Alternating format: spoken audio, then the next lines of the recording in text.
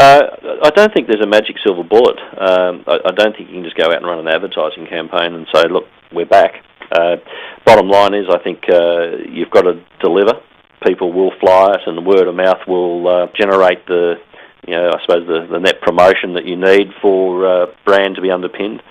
I think it really does come down to delivering on what we're selling, and I think the value element is actually a really key part of this.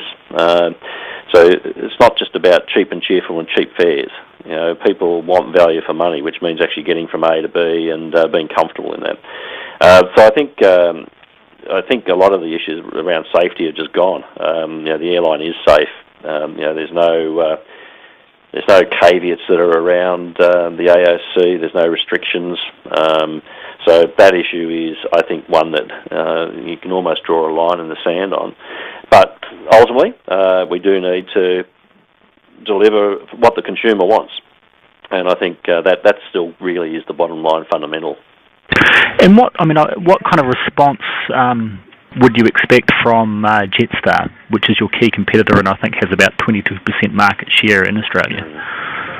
I'm sure they'll be very competitive, as will we. I'm certainly wanting to fight to cement a position for Tiger in the marketplace, and so that'll mean some reasonably aggressive competition between the two organisations. I'm sure that will occur. In terms of the response, we're backing ourselves in terms of being able to deliver that value proposition that we just spoke about. With the investment and the opportunities that have been presented with the change in the dynamic in the industry, that should bring the sustainability back into the business as well and the critical mass.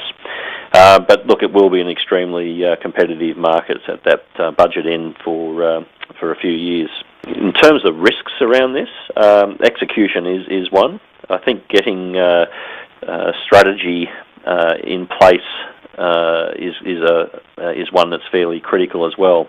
You've got a change in the industry dynamics, two partners coming together, actually having an agreed strategy and position will be important. And from my perspective, the joint venture board will be a very useful forum to actually get alignment around that. Joint ventures are one of the key elements of risk is around alignment of direction and strategy.